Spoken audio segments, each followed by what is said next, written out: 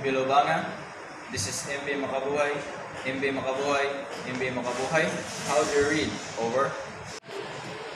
MB Makabuhay. This is MB Lobanga. MB Lobanga. MB Lobanga. I read you loud and clear. Over.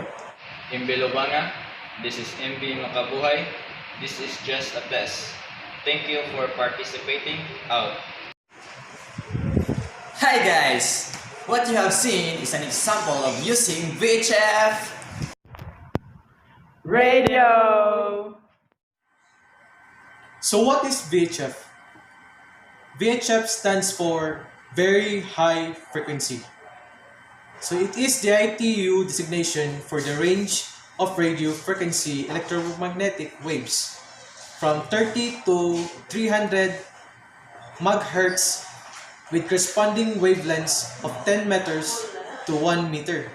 Frequencies immediately below VHF are denoted high frequency, and the next higher frequencies are known as ultra high frequency or UHF. And now, I'm gonna tell you about the parts of the VHF. So this part is a power switch and also the volume control.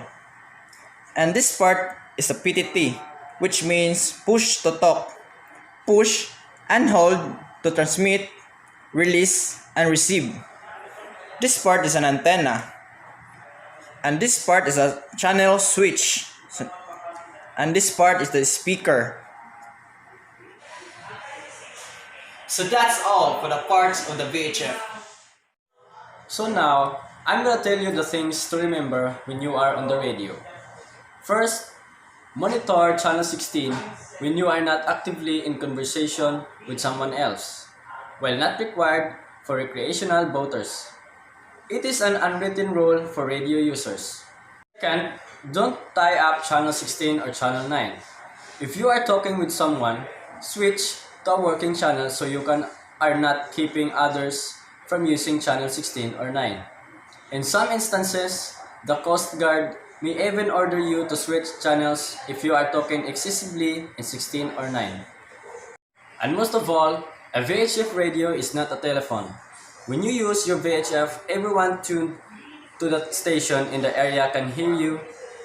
Watch your language and try to keep your conversation short and to the point so that others may use the channel. So that's all. Thank you. So that's it guys! Thank you for watching and don't forget to Like and subscribe for Rockham's Cabrera. Nothing more. thank you out!